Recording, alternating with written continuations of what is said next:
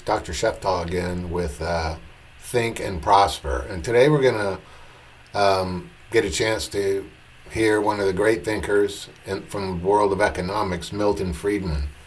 And he's going to talk to a young man about equal pay for equal work, which sounds good on the surface, but actually is a source of apartheid. Because when you are required to pay equally for equal work, your prejudices do not get punished. For example, let's say that you're in South Africa and and you're a very prejudiced person and you only want to hire whites. Well, you don't suffer any consequences for hiring whites only. And you've taken away the only arrow in the quiver of the minority person. In South Africa, it was a black person. And they may not have even been minorities at the time. But you take away the victim of the prejudice and the factory owner by him not suffering any consequences for manifesting his racism in hiring only whites. You take away that one chance for the black person to say, I'll work for less money, which would make the owner of the factory suffer some consequences for his racism. So let's hear how Dr. Friedman explains it.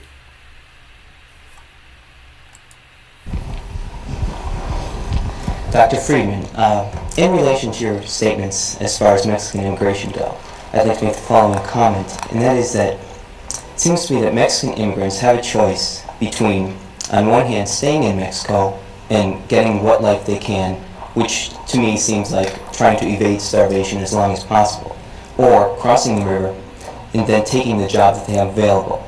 And what I'm wondering is this choice a choice at all, and is it not equivalent to the gun against the head that you were talking about as absent from the free? Who's holding the gun? The capitalists in Southern California who own that. On the contrary, it's in your image, it would be the Mexicans who are holding the gun. Well, because what denies them the opportunity in Mexico?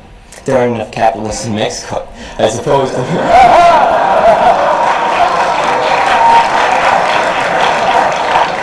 Not enough jobs available. Obviously, they have two bad choices. Mm-hmm. That doesn't mean that one isn't better than the other. Well, and you must distinguish sharply between the somebody giving you a choice, which is not a very satisfactory one, and somebody imposing something on you.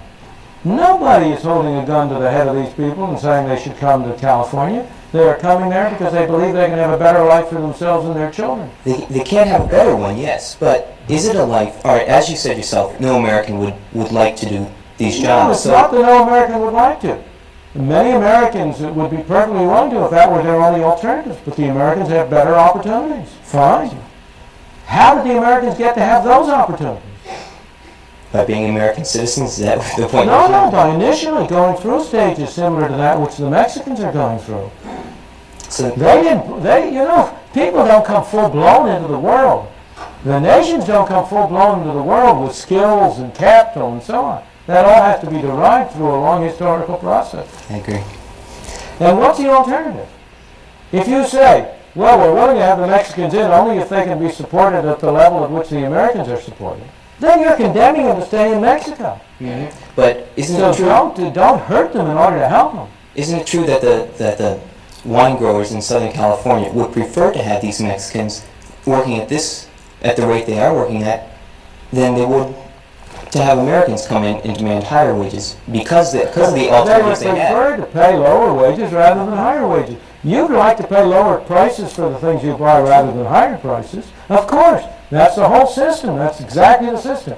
And if you say to the Mexicans, you may not offer to work for lower wages, then you're denying them the only weapon they have. But aren't you also? That's why equal pay for equal work laws are a source of apartheid.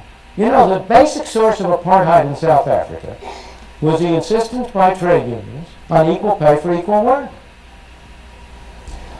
The women who go around today urging equal pay for equal work are being anti-feminist. They don't intend to be, but that is the effect of their policy.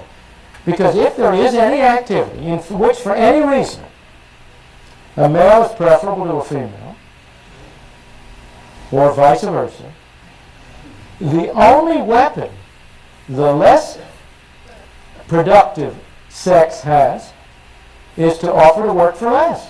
And if you deny that, I think Dr. Friedman meant the less desired candidate, not the less productive one. It's the less desired candidate that needs to be able to lower his cost of labor, what he charges the employer to hire him. Doesn't mean they're less productive. That's the problem. They're just less desired, for example, through prejudice or something like that. Just a little slip of the tongue. I'm sure he meant that. in that opportunity, you're assuring yourself that you're going to have all male jobs or all female jobs or all white jobs or all black jobs. But aren't you also condemning them to stay that way? Not at all. Not at all. The typical course, if you go back to American history, by taking these low-paid jobs, a great many people, not all, but a great many people were able to develop skills and activities, accumulate a little skill, a little capital, a little knowledge, improve their lot, become advance in the stage, get to a higher level of productivity, and get a higher income. That's been the typical way up the ladder for most of the people who came in here. It was a way up the ladder for my parents, for your parents, or grandparents, or great-grandparents, I don't know which. And that's the way in which, unfortunately, there's no way in which you can immediately propel people to the top of the ladder. Okay, thank you very much. Thank you.